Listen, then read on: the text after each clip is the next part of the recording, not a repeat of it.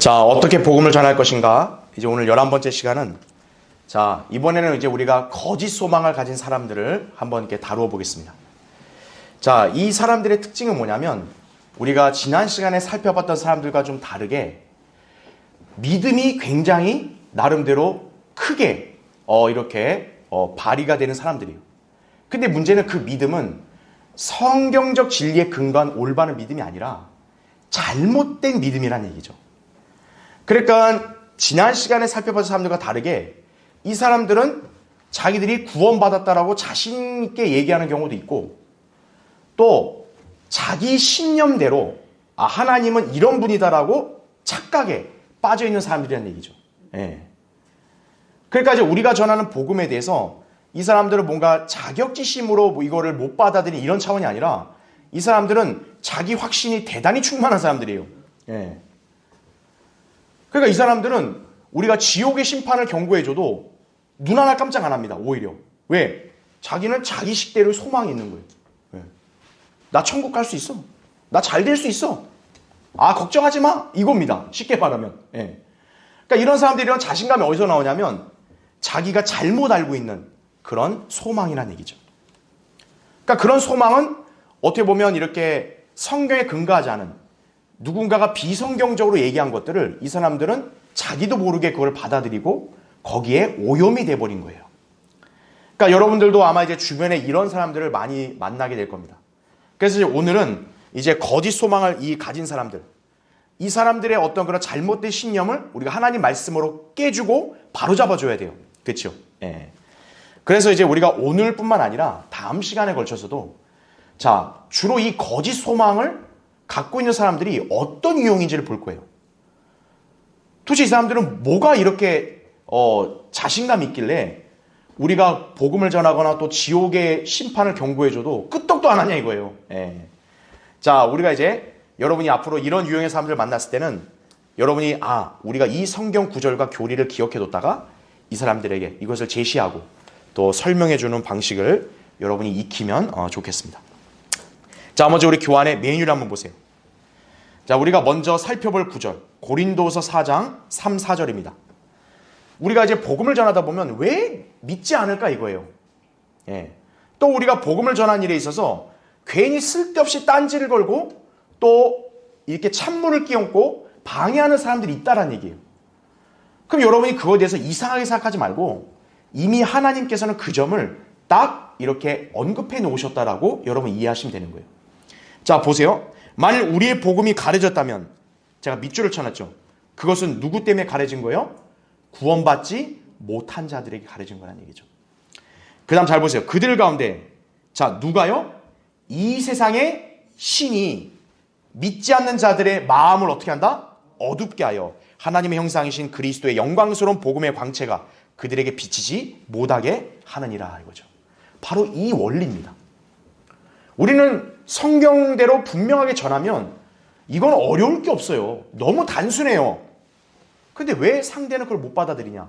이 세상의 신이 누굽니까? 마귀죠. 사탄. 마귀가 바로 그 사람들의 마음과 생각을 어둡게 만드는 거예요. 혼란스럽게 만드는 겁니다. 성경에서 제시한 구원의 복음은 너무나 단순해요. 근데 이 단순한 거를 받아들이는 게 아니라 성경에 뭐 여러 가지 있는 그런 다른 온갖 그런 말씀들 있죠. 그것에 따른 어떤 여러 가지 이론들 이런 것들로 사람들의 생각을 혼탁하게 만드는 거예요. 근데 성경에는 우리는 이렇게 복음 전하는데 아니 내 성경에 또 이렇게 나오던데 어떤 목사님은 나한테 이렇게 얘기해 주던데 바로 이런 것들이 이 사람 마음 안에서 이렇게 생각을 아주 명료하게 딱 서게 하지 못하고 아주 혼란스럽게 만든 다음에 종국에는 믿지 못하게 만드는 거예요. 모르겠다. 그냥 나 그냥 생각 안 할래. 막 이런 식으로 그렇게 만든다는 얘기죠. 그래서 우리가 복음을 전할 때 마귀는 사람들로 하여금 믿지 못하도록 다양하게 방해를 한다는 얘기예요. 자, 그 중에서 마귀가 잘 써먹는 방해 전략이 뭐냐? 구원에 관한 착각입니다. 그러니까 어떤 사람은 막 진짜 뭐 근거 없는 자신감으로 충만해요. 나 천국 가. 걱정하지 마. 나 천국 가. 이거예요. 나 괜찮아. 이거예요. 예. 자, 착각에 빠지게 하고 또 거짓 복음. 아, 나 열심히 교회 생활하면 목사님이 나 천국 간대. 이런 거짓 복음과 거짓 소망, 이것으로 많은 사람들을 잘못 믿도록 만드는 것도 있다는 거죠. 마귀가 바로 이걸 가장 잘 써먹는 거예요. 예. 자, 우리는 그들이 헛되이 붙들고 있는 이런 거짓 교리와 복음, 지식 등을 우리는 이제 성경을 통해 올바르게 설명을 해야 됩니다. 그래서 제가 여러분한테 늘 강조하잖아요. 여러분이 복음을 어떤 전할 그런 딱 자리가 딱 마련되어 있으면은 여러분은 가급적이면 성경을 가지고 그들에게 복음을 전해야 돼요. 그냥 여러분의 입에서 나오는 말 하면은 상대는 어떻게 간주하냐면 여러분의 생각으로 간주해버려요. 네 생각은 그래.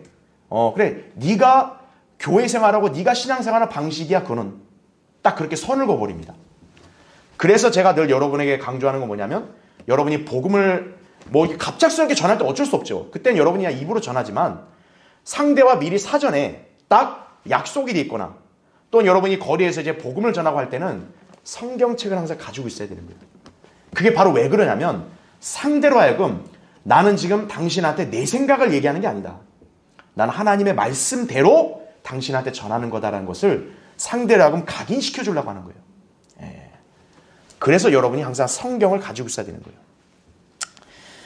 자, 그래서 성경을 통해 설명하고 그들에게 참된 복음을 전하여 구원받도록 인도를 해야 한다는 얘기죠. 그래서 이들이 어떤 착각에 자기가 빠졌는지를 우리가 그들을 잘 상기시켜줘야 되는 거예요. 자, 그러기 위해서는 여러분도 알아야겠죠. 자, 상대가 도대체 어떤 착각에 빠져 있는 걸까? 우리는 이제 그 유형을 한번 구체적으로 보고 또 우리는 그들에 대해서 어떻게 성경적으로 답변할지를 한번 살펴보겠습니다. 자, 먼저 첫 번째 보겠습니다. 자, 이런 부류의 사람들이 있어요. 의로운 행위를 통해 구원받고자 하는 사람들. 예. 그러니까 우리는 구원은 하나님의 선물이라고 얘기하는데 이 사람들은 그걸 믿지 못하는 거예요. 에이, 그런 게 어딨어.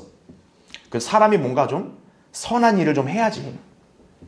자, 이거 교회 다닌 사람들은 이걸 어떻게 변형시키냐면 야, 교회 생활 열심히 해야지 그래도. 이겁니다. 자, 우리가 이런 사람들을 자, 특성이 어떻고 그 다음에 우리가 어떻게 성경적으로 이들을 바로잡을지를 볼게요. 자, 먼저 1번 보세요. 자, 이게 바로 가장 흔한 거짓 소망이에요. 예. 그러니까 대다수 사람들이 다 갖고 있는 거의 보편적인 관점입니다. 즉 뭐냐? 구원이 어떻게 쉽게 되냐? 좀 노력을 해야지. 이거거든요. 교회 다니는 사람들은 그걸 어떻게 생각한다고요? 야, 그래도 교회 생활 좀 해야지 열심히. 어떻게 그게 구원을 공짜로 낼름 이렇게 받냐? 그런 게 어딨냐? 이게 소위 모든 사람들 안에 내재해 있는 종교심이에요. 그러니까 이게 종교심과 구원을 자꾸 결부시키니까 이 사람들은 구원이 마치 자기가 뭔가 좀 해야지 받을 수 있다는 착각을 하는 거예요. 그 가장 흔한 거짓 소망이라는 거죠. 그래서 이제 괄호 1번 보세요. 보통 의로운 삶을 통해 구원받을 수 있다고 생각하는 사람들은 주로 어떻게 답변하냐? 제가 밑줄을 쳤죠. 아마 여러분 공감이 될 거예요. 아, 예, 최선 다하고 있습니다. 열심히 하고 있습니다. 잘 믿고 있습니다. 저는 그래도 선을 행하려고 노력을 많이 합니다. 자, 이런 사람들을 많이 만날 겁니다. 자, 다양한 이런 자기 생각을 얘기해요. 근데 우리는 이 생각을 하나로 귀결시키면 됩니다. 뭐냐? 다 율법의 행위인 거예요. 그게 전부. 예. 그러니까 교회 다니는 사람이든 안 다니는 사람이든 어떻게든 무슨 선행이라든지 종교 행위를 얘기하면 우리는 그걸 다 하나로 귀결시키면 돼요. 율법의 행위입니다. 결국 이 사람들 그 옛날 유대인들과 똑같은 거예요. 즉 뭐냐? 자기가 율법의 행위를 함으로써 자기 스스로가 그래도 의로움을 나타내려고 하는 사람들. 예, 이런 사람들이란 얘기죠. 새벽 예배 열심히 합니다. 금요철에 나갔습니다. 또 내가 교회에다 헌금을 얼마큼 했습니다. 이게 어떻게 보면 자기의 자부심인 거예요. 그러니까 이게 뭔가 자기 구원에 작용할 거라는 착각을 하는 거예요. 자, 그래서 이런 사람들한테는 우리가 단호하게 얘기합니다. 오늘날의 구원은 그거와 무관하다는 것을. 자, 그 근거 구절 제가 밑에 기재해놨죠. 갈라디아서 2장 16절입니다. 사람이 율법 행위로 의롭게 되는 것이 아니요 예수 그리스도를 믿음으로 인하여 되는 줄 알고 우리도 어떻게 했다? 예수 그리스도를 믿었나니. 여기 우리는 바울도 포함되는 거예요. 그러니까 바울조차도 뭐라 그래요? 율법 행위가 아니다. 믿음으로 의롭게 된다. 율법 행위로서가 아니라 그리스도를 믿음으로 인하여 의로워지고자 함이라. 이는 율법의 행위로는 아무 육체도 어떻게 될 수 없다? 의롭게 될 수 없음이라 이거죠. 그러니까 상대가 교회 생활을 얘기한다 이거예요. 또는 상대가 봉사를 얘기한다 이거예요. 그럼 여러분은 딱 이 한 구절을 근거로 제시하면 되는 거예요. 예. 하나님은 우리에게 이렇게 말씀했습니다. 율법의 행위로는 아무 육체도 의롭게 될 수 없다고 했습니다. 이렇게 얘기해 주는 거죠. 그런 다음에 이제 괄호 2번 보세요. 이걸 또 얘기하는 거예요. 선행을 붙드는 사람들에게는 하나님의 관점에서 행위가 얼마나 엄격한지를 강조한다는 얘기죠. 왜냐하면 율법을 계속 행하지 않거나 중도에 하나라도 어길 시에는 곧 율법 전체를 어긴 것이 되기 때문이란 얘기죠. 그러니까 상대가 굉장히 잘하고 있다, 노력하고 있다 얘기하잖아요. 그럼 그 얘기해 주는 거예요. 선생님, 하나님의 기준은 뭔지 아세요? 선생님이 지금 열심히 잘하고 있어도 거기서 뭔가 하나라도 어그러지면 선생님 모든 것들이 다 무효가 돼버립니다. 즉, 예를 들어 볼게요. 여러분 지금 우리 대한민국 법 여러분 잘 지키고 있다고 자부하죠? 여러분이 교통법규도 뭐든 다 잘 지켰는데 여러분 만약 살인 저지르면 어떻게 해요? 그럼 여러분은 내가 그동안 선행을 잘했으니까 살인 저지른 게 그게 다 무마되나요? 아니죠. 아무리 내가 다른 규칙을 잘 지켰어도 하나를 어기면 결국은 어떻게 간주돼요? 법을 어긴 걸로 다 간주가 되는 거예요. 그게 바로 인간의 행위의 가장 큰 한계란 얘기죠. 하나님도 뭐라 그래요? 거기 밑에 야고보서 2장 10절에 보면 율법 전체를 지키다가 하나를 범하면 뭐라 그래요? 전체를 범한 자가 되는 거다. 이거죠. 선생님이 모든 거를 다 잘 지킬 수 있으세요? 그걸 얘기하는 거예요. 그래서 갈라디아 3장 10절에 보면 율법 행위로 난 자들은 누구든지 뭐 아래 있다 그래요? 저주 아래 있느니라. 율법책에 기록된 모든 것을 계속해서 행하지 않는 자는 누구나 뭐를 받는다? 저주를 받는다. 선생님이 지금 뭐를 열심히 잘하고 있는지는 제가 모르겠습니다만 선생님이 그걸 잘해도 다른 걸 만약 못하면요 그냥 저주받는 겁니다. 이걸 얘기해 주는 거예요. 그만큼 뭡니까? 인간은 하나님의 기준을 충족할 수가 없다는 거예요. 그래서 괄호 3번 보세요. 이 시대에 하나님께서 요구하시는 의는 뭐라고요? 인간의 더러운 걸레와 같은 의가 아니라 예수 그리스도를 믿음으로 얻는 하나님의 의라는 사실을 알려주는 거예요. 그래서 선생님 왜 하나님이 자기 아들을 보냈겠어요? 인간은 결코 하나님의 기준을 충족할 수 없습니다. 선생님. 하나님의 기준은요 상대평가가 아니에요. 아, 저 인간들이 못하고 내가 좀 잘하니까 인정해준다. 그게 아니라는 거예요. 하나님의 기준은 절대평가입니다. 근데 그 절대평가는요 100점인데 인간은 누구도 100점을 못 맞아요. 왜냐? 선생님이 다른 건 잘해도 하나 못할 수 있거든요. 근데 하나님 앞에서는 그게 인정이 안 됩니다. 그래서 하나님이 인간이 결코 스스로 의로워질 수 없기 때문에 자신의 아들을 이 땅에 보낸 겁니다. 그래서 그 아들이 선생님의 죄 문제를 해결하신 겁니다. 그래서 하나님은 딱 한 가지만 제시했습니다. 그 아들을 믿어라. 그러면 하나님의 의가 선생님에게 주어지는 겁니다. 그렇게 여러분이 이런 사람들한테 설명해 줘야 되는 거예요. 그러니까 교회 생활 자랑하는 사람들한테는 항상 이걸 얘기해 줘야 돼요. 구원에 대해서는 선생님 그 생활 백날 해도 절대로 하나님의 기준을 충족 못합니다. 그걸 얘기해 주는 거죠. 자, 나머지 여러분 참조하시면 되고 그 다음 2번 보세요. 그리고 이제 이런 사람들한테는 무엇을 강조하냐면 하나님은 외모를 보시는 분이 아니란 점을 강조해야 돼요. 외모가 아닌 마음이다. 그래서 괄호 1번 하나님께서는 인간들의 외적인 조건이나 삶의 형태를 보시는 분이 아니라 마음을 보시는 분이십니다. 그래서 뭡니까? 마음으로부터 이루어지는 믿음이라는 거죠. 믿음. 예. 그래서 예수 그리스도를 믿는 것이 곧 구원받는 것임을 설명해 주는 거예요. 하나님이 마음을 보기 때문에 선생님의 현재 외적인 행위로는 아무 그런 소용이 없습니다. 선생님의 마음이 하나님의 아들 예수 그리스도를 믿는 것만이 하나님은 그걸 인정하십니다. 얘기하는 거죠. 그 다음 페이지 보세요. 그래서 이제 괄호 2번의 내용이 뭐냐면 성경은 여러분 만물 중에 가장 악한 걸 뭐라고 얘기해요? 인간의 마음이라고 얘기합니다. 예레미야 17장 9절에 보면 사람의 마음이 만물보다 거짓되고 악하다고 얘기해요. 선생님 하나님은 인간을 이렇게 보십니다. 그런데 선생님이 그런 악한 마음인데 거기서 무슨 행위를 한들 하나님이 그걸 어떻게 인정하겠습니까? 이걸 얘기하는 거죠. 예. 그래서 하나님 앞에서는 누구도 행위로 의롭게 되지를 못하는 겁니다. 이렇게 얘기하는 거예요. 그래서 괄호 3번 보세요. 따라서 먼저 마음의 내재에 있는 죄성들을 제거를 해야 된다. 그래서 예수 그리스도의 보혈만이 죄인들을 정결케 하여 하나님을 섬기게 할 수 있는 것임을 강조한다는 얘기죠. 그래서 히브리서 9장 14절도 보면 영원하신 성령을 통하여 흠없는 자신을 하나님께 드린 그리스도의 피가 어찌 죽은 행실에서 너희 양심을 정결케 하여 살아계신 하나님을 섬기게 하지 못하겠느냐.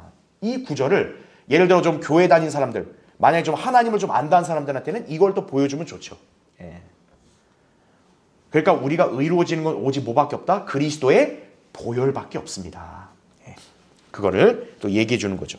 자, 3번, 세 번째는 가장 큰 계명에 대해서 무지하기 때문에 그래요.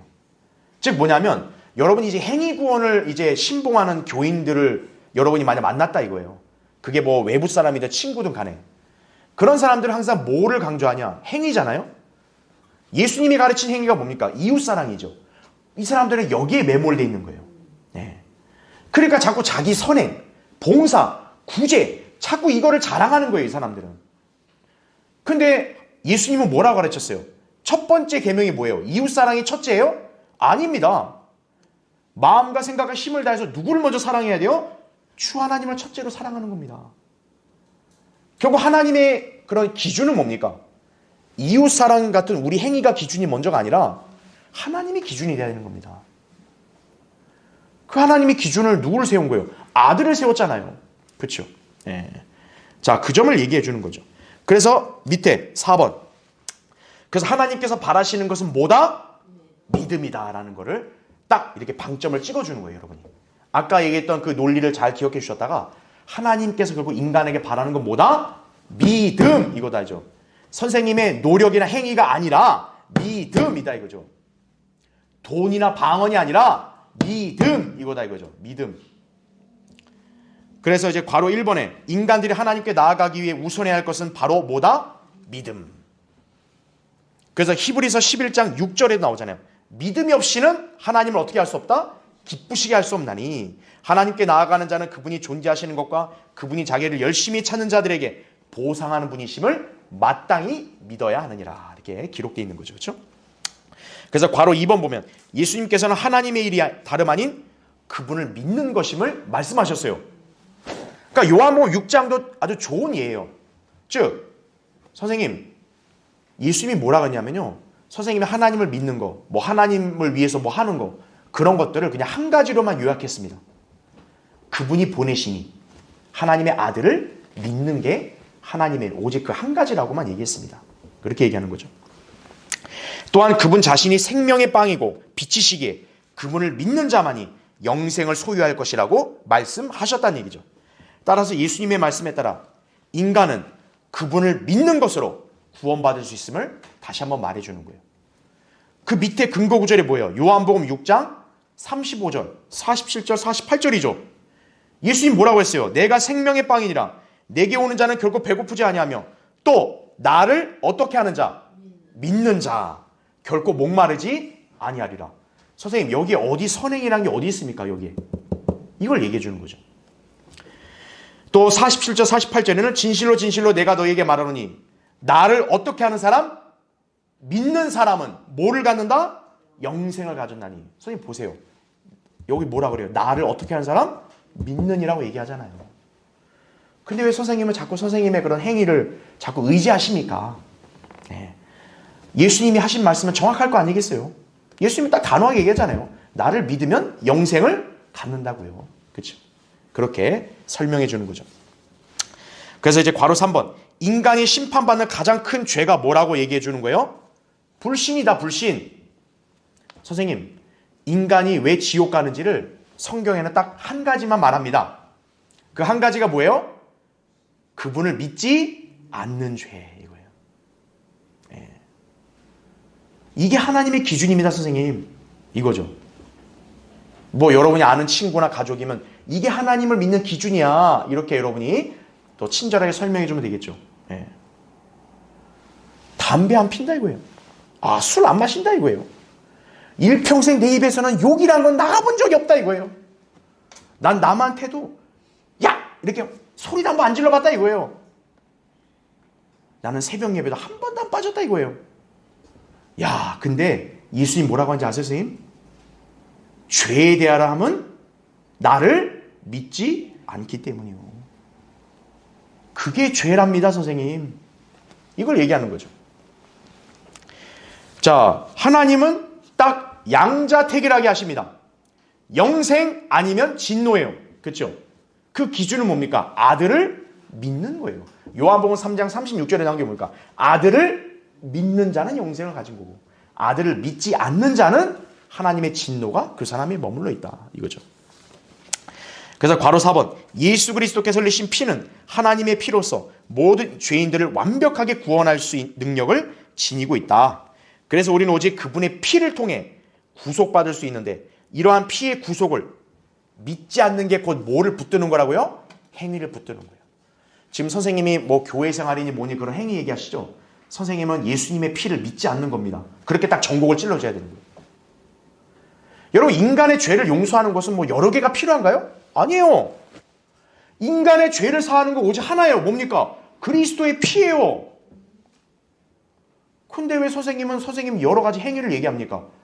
그건 곧 뭐라는 거예요? 선생님이 그리스도의 피를 지금 믿지 않고 있는 거란 얘기예요. 딱 그렇게 얘기해 주는 거예요. 선생님은 정말 그리스도의 보혈을 믿으세요? 물어보는 거예요. 그럼 그 보혈을 믿으면 모든 죄가 깨끗이 된다 그랬는데 왜 선생님은 자꾸 다른 걸 얘기하세요? 그렇게 얘기해 주는 거예요. 예. 그래서 그 밑에 있는 구절은 여러분 참조하시면 돼요. 히브리서 10장 29절에 뭐라 하냐면, 하나님의 아들을 발 아래 짓밟고 자신을 거룩해 한 그 언약의 피를 거룩하지 아니한 것으로 간주하고 또 그 은혜의 영을 모욕하는 자가 얼마나 더 심한 형벌을 받아야 마땅한지 생각하라 이거죠. 그러니까 행위 주장한 사람들한테 이걸 보여주는 거예요. 하나님은 지금 선생님한테 이런 경고하고 있는 거라고. 자, 그 다음 페이지 보십시오. 자, 이렇게 해서 여러분이 의로운 행위, 자꾸 자기의 어떤 그런 종교 생활, 이걸로 구원에 이른다고 착각하는 사람들에게는 여러분이 이런 논리로 이렇게 접근해서 설명해 주시면 된다는 얘기죠. 자, 두 번째. 두 번째 부류의 사람은 좀 굉장히 참 특이한 사람이에요. 하나님을 선하셔서 아무도 저주하지 않는다고 말하는 사람들이에요. 쉽게 말하면 뭐냐면, 야, 어떻게 사랑의 하나님이 인간을 지옥 보내냐 이거예요. 하나님은 우리를 사랑하신다. 예수님은 우리를 사랑하신다. 근데 무슨 인간을 지옥을 보내. 이런 착각에 빠진 사람들이 있어요. 자, 이런 사람들에게는 여러분이 이런 논리로 설명하시면 되는 거예요. 여러분 주변에 많이 만났을 거예요. 야, 어떻게 사랑의 하나님이 인간을 지옥 보내냐? 이거거든요. 자, 그런 사람들은 여러분이 이런 논리로 그 사람들의 신념을 깨트려야 돼요. 자, 1번. 공의의 하나님에 대해서 무지하다는 거죠. 그러니까 하나님이 어떤 분인지를 모르는 거예요, 이 사람은 지금. 그러니까 단편적으로만 알고 있는 거예요. 야, 하나님 나 사랑하신다? 아, 그래요? 그러니까 그들이 얘기하는 사랑은 뭐냐면 자기한테 어떤 해코지도 안 하는 게 사랑이라고 생각하는 거예요. 네. 여러분, 부모가 자식을 사랑 안 하는 사람이 어디 있어요? 근데 부모가 자식을 사랑한다고 해서 부모가 자식한테 지적 한마디 못해요? 그건 아니거든요. 하나님이 인간을 사랑한다 해서 하나님이 인간의 죄에 대해서 그냥 가만히 모른 채 하고 방관하고 이런 게 사랑이 아니라는 거예요. 그래서 공의의 하나님에 대해서 이 사람들 무지하다는 걸 알려줘야 돼요. 그래서 괄호 1번 보세요. 그래서 이런 사람들의 특징이 뭐냐? 하나님은 사랑이라는 점을 내세워서 그들의 불의, 그들의 죄, 이거를 덮고 싶어 하는 거예요. 그러니까 자기가 그 하나님 믿는 그런 신앙생활도 안 하고, 그러니까 인생 개판으로 자기 마음대로 살고 싶은데, 그죠? 그럴 때 딱 써먹기 좋은 게 뭐예요? 하나님은 사랑이잖아. 내가 이렇게 해도 하나님은 사랑하시잖아. 이렇게 하고 싶은 거거든요, 이 사람들은. 그런데 제가 밑줄 친 거 보세요. 하나님께서는 사랑을 베푸시기에 앞서 뭐를 행하시는 분이다? 공의를 행하시는 분이라는 점을 먼저 설명을 해줘야 돼요. 하나님께서는 반드시 심판을 선행하시는 분이다, 이거죠. 그래서 밑에 로마서 2장 4절 5절을 여러분이 또 기억해 두시면 좋죠. 하나님이 선하신 게 우리 죄를 그냥 지나치는 거예요? 아니죠. 회개할 기회를 주는 거예요, 지금. 그런데 회개를 안 하면 하나님이 그냥 에라 없던 걸 하자 이러신 분이에요? 아니라는 거죠. 거기 나온 대로 하나님의 선하심과 오래 참으심을 무시하면 결국 뭐예요? 하나님의 진노를 쌓을 뿐이라고 로마서 2장 4절 5절 얘기하는 거죠. 이걸 여러분이 또 근거로 제시하는 거예요. 아, 나 아무 일 없는데? 하나님이 뭐 그렇게 진노하시는 분이면 야, 내가 이렇게 살고 있으면 하나님이 날 가만 놔두면 되냐? 그럴 때 여러분 이거 보여주는 거예요. 지금 하나님의 진노가 쌓이고 있는 거라 계속. 우리 마일리지 쌓이잖아요. 예. 벌점 마일리지가 다 쌓이면 어때요? 이제 그 벌칙을 받아야죠. 지금 죄인들은 마일리지가 쌓이는 거예요. 진노의 마일리지가 계속. 예. 그걸 얘기해 준 거죠. 그래서 괄호 2번. 밑줄 친 것만 보세요. 그래서 하나님은 죄인들의 죄들을 덮어요, 안 덮어요? 그냥 덮는 게 아니에요. 그 죄들에 대한 진노와 심판을 행하십니다. 그런데 그 진노와 심판을 지금 우리 인간에게 바로 행한 게 아니라 하나님은 우리를 구원하시려고 먼저 죄 없는 자기 아들에게 쏟아부었다는 점을 얘기해 주는 거예요. 그래서 하나님은 죄를 지나친 게 아니다. 하나님은 당신의 죄에 대해서 분명히 저주하시고 진노하셔야 되는데 그걸 먼저 누구한테 쏟았다? 아들한테 쏟았다는 점을 먼저 얘기해 주는 거예요. 그 근거 구절이 밑에 고린도서 5장 21절이죠. 하나님께서 죄를 알지도 못하는 그를 우리를 위하여 뭐로 삼았다? 죄로 삼으신 것은 우리로 하여금 그 안에서 하나님의 의가 되게 하려 하심이라 말씀하는 거예요. 예. 그러니까 예수님은 죄에 대한 아무 관계없는 분인데 오히려 하나님은 자기 아들을 죄로 삼았다는 거죠.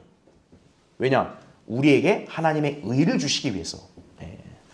그걸 얘기해 주는 거죠. 그 밑에 갈라디아서 3장 13절도 예수님이 왜 십자가에 매달린 거예요? 율법의 저주로부터 우리를 구속하시기 위함이다. 즉 뭐냐면 죄에 대해서 저주를 하나님이 하신다는 거예요. 근데 우리 인간에게 바로 저주하신 게 아니고 자기 아들에게 먼저 저주를 내리셨다는 얘기예요. 그러니까 인간은 지금 어떻게든 살 길이 생긴 거다 이거예요. 이제 하나님께서는 우리에게 기회 주신 거다. 그 아들을 믿으라고. 그걸 얘기하는 거죠. 그래서 괄호 3번 보세요. 예수님께서는 아무리 인간이 선을 행해도 그분을 믿지 않으면 뭐라고 했어요? 죄 가운데 죽을 것이라 경고했다 이거예요.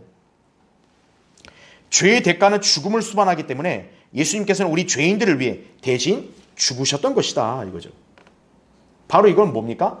죄인들이 그분을 믿어야만 그 대가로부터 면제되는 거지 우리의 행위로 죄를 해결할 수 없음을 알려주는 거예요. 그래서 밑에 그 요한복음 8장 24절에 보세요. 예수님이 이렇게 말씀했잖아요. 밑줄 친 거 보면 너희는 너희 죄들 가운데서 어떻게 된다 그래요? 죽으리라. 선생님 왜 죽겠어요? 선생님이 죄인이니까 죽는 겁니다. 얘기하는 거죠. 그런데 더 심각한 게 뭐냐? 밑에 줄 보면 너희가 내가 그인 줄 믿지 아니하면 너희는 너희 죄들 가운데서 어떻게 돼요? 죽을 것이기 때문이라 이거죠. 선생님이 지금 선행을 안 했다서 죽는 게 아니고 선생님은 성경에 제시된 대로 예수님을 믿지를 않았기 때문에 죄들 가운데 죽는 겁니다. 이렇게 얘기를 해주는 것이죠. 그렇죠? 자, 그렇게 여러분이 먼저 논리를 설명하시고 2번 보세요. 자, 이 사람들의 심리는 뭐냐면 고의적으로 예수님을 거부하려는 거예요. 고의적으로. 예. 사실 그들의 속내가 이거예요. 그래서 이제 괄호 1번 보면 인간들의 본성은 고의적으로 하나님을 미워하고 그분을 아는 지식을 거부한다는 사실이죠.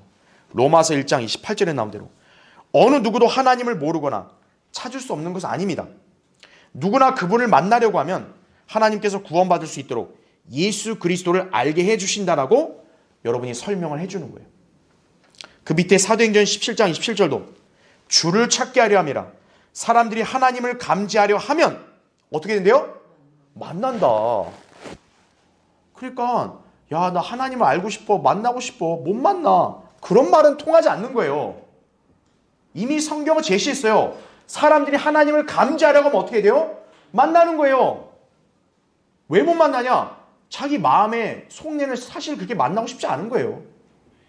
그냥 자기가 순간 괴로우니까 그냥 아이고 하나님이나 한번 찾아볼까? 아이고 왜 이렇게 나 괴로울까? 아이고 하나님 그냥 이러고 있는 것뿐이에요. 그걸 알려주는 거예요. 선생님은 선생님의 구원을 위해서 진심으로 구주를 찾고 있냐 이거예요. 그게 아니라 선생님 마음 한켠에는 그래도 내가 이 정도 믿음, 신앙생활했고 내가 이 정도 인생을 이렇게 살아왔으니 좀 괜찮지 않나 그런 생각이 있지 않습니까 혹시? 그런 생각이 있으면 하나님을 만날 수 없다고 그렇게 얘기해 주는 거예요. 그분은 우리 각 사람에게서 멀리 떨어져 계시지 않는다고 사도행전 17장 17절에 나오잖아요. 그러니까 여러분 이 구절을 제시해 주면 되는 거예요. 뭐 하나님이 막연하게 어디에 뭐 내가 못 만난다 이게 아니란 얘기죠. 자, 맨 밑에 괄호 2번. 예수님께서는 죄인들이 생명을 얻으려고 그분께 오기를 원치 않는다고 일찍이 말씀하셨죠. 예. 요한복음 5장 40절 나온 말씀이 그거거든요.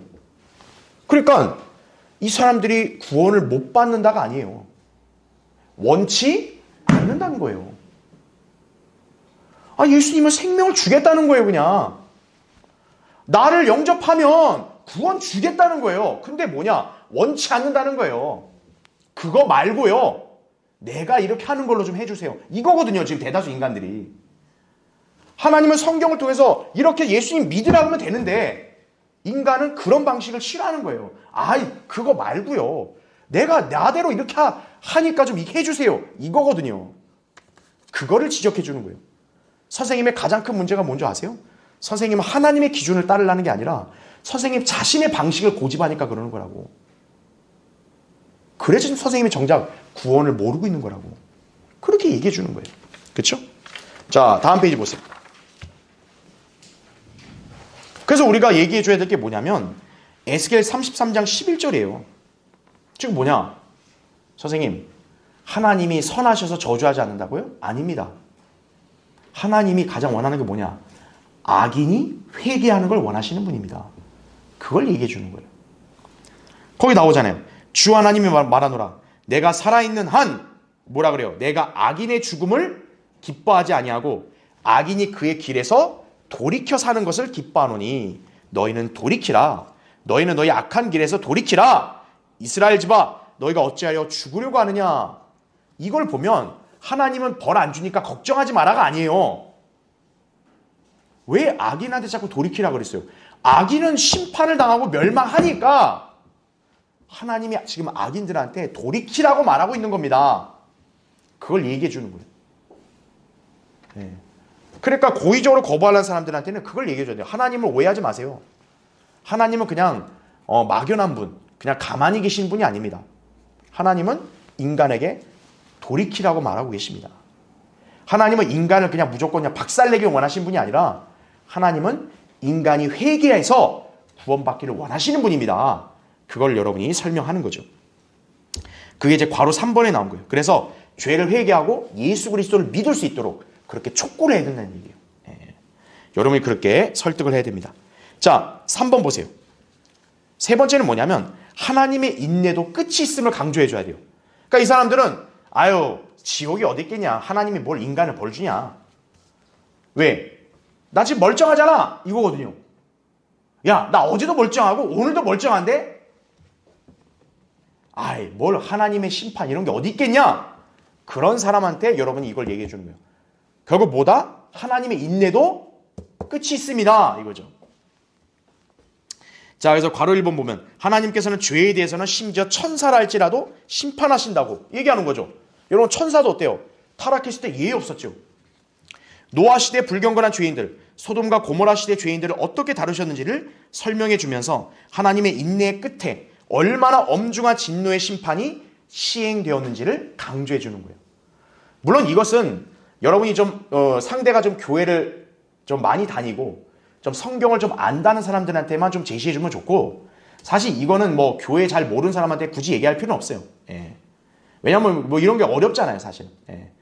그러니까 이런 부분 여러분 그걸 좀 감안하시고요. 어쨌든 어떤 논리냐? 하나님이 그냥 영원히 가만히 계시는 분이 아니다. 예. 언젠가는 그 죄가 차면 심판하신다. 이 점을 얘기해 주라는 거예요. 그래서 괄호 2번 밑줄을 쳤죠. 특히 여러분이 지옥에 관한 걸 설명할 때는 이렇게 얘기해 줘야 돼요. 지옥은 마귀와 그의 천사들을 위해 만든 장소인데 인간이 고집을 부려서 죄를 회개하지 않으면 그 마귀와 함께 지옥에 던져지게 됨을 설명해 주는 거예요. 마태복음 25장 41절에 바로 예수님 뭐라고 했어요? 지옥의 불속은 마귀와 그의 천사들을 위해 준비된 거다. 선생님, 그런 지옥에 인간이 간다고 생각해 보세요. 얼마나 끔찍하겠습니까? 이렇게 얘기해 주는 거죠. 그래서 괄호 3번, 하나님께서는 반드시 흉악한 죄인들만 벌을 내리시는 것이 아니라 회개하지 않는 죄인들도 이렇게 어때요? 악인들로 간주하시는 분입니다. 그래서 회개하지 않으면 멸망한다고 성경은 경고하고 있습니다. 이렇게 얘기해 주는 거예요. 그 밑에 누가복음 13장 5절에도 예수님이 너희도 회개하지 않으면 멸망한다고 얘기한 거예요. 네. 그러니까 하나님은 회개할 대상을 따로 정한 게 아니라는 거예요. 네. 지금 선생님 보세요. 이 불의의 사고로 죽은 사람들, 그 사람들이 그냥 그 사람들만 악해서 죽은 것 같으세요? 아닙니다. 지금 이 땅에 사는 모든 인간도 회개하지 않으면 언젠가는 멸망하게 됩니다. 그 점을 얘기해 주는 거예요. 그렇죠? 그래서 마지막 괄호 4번, 하나님의 인내가 끝이 되기 전은 바로 상대방이 죽지 않고 지금 복음을 들었을 때 예수 그리스도를 믿고 영접하는 것임을 강조한다는 얘기죠. 끝이라는 것이 다가 이렇게 막연하잖아요. 그렇죠? 얘기해 주는 거예요. 선생님, 진정한 끝이 뭔지 아세요? 끝이 오기 전은 선생님이 살아있을 때 예수님을 믿는 게 끝이 오지 않는 겁니다. 이렇게 얘기하는 거예요. 그래서 죽기 전에 회개하고 예수 그리스도의 복음을 믿고 그분을 구주로 영접해야만 하나님의 인내 끝에 도달하지 않는 겁니다. 이걸 얘기해 주는 거예요. 네. 아직도 예수 그리스도를 믿지 않고 있으면 이미 하나님께 정죄를 받고 있는 것이라는 점을 설명해 주는 거예요. 자, 마지막 밑에 요한복음 3장 18절 19절이 이거죠. 아들을 믿는 사람은 정죄를 받지 아니하나 믿지 않는 사람은 이미 뭐예요? 정죄를 받은 것이라 이거예요. 즉 뭐냐면 이미 딱 법정으로 유죄가 딱 이미 됐다는 얘기예요. 예. 다만 그 사형 집행만 아직 안 이루어진 것뿐이라 이거죠. 선생님이 예수님을 믿지 않으면, 또 여러분 지인한테 예수 그리스도 네가 믿지 않으면 넌 이미 유죄로 정죄된 거다. 그래서 너는 지옥에서 절대 피할 수 없다. 이걸 얘기해 주는 거예요. 그 사람이 하나님의 독생자 이름을 믿지 않았기 때문이라 하면서 이것이 정죄라. 빛이 세상에 왔으나 사람들이 빛보다는 오히려 어둠을 더 사랑하니 이는 그들의 행위가 악하기 때문이라. 자, 이 구절을 여러분 기억해 주셨다가 이렇게 믿지 않는 사람들을 하여금 믿도록 촉구하게 만들어야 되는 것이. 자, 우리는 오늘 두 유형을 살펴봤어요. 거짓 소망을 가진 사람들, 의로운 행위, 이걸로 구원받는다 착각한 사람들하고 하나님은 선하셔서 누구도 지옥에 보내지 않는다 이렇게 착각에 빠진 사람들. 이런 사람들을 여러분이 이런 논리를 기억해 주셨다가 그들에게 복음을 전하는데 잘 활용하시면 좋겠습니다. 자, 다음 시간에 계속 이어서 하겠습니다.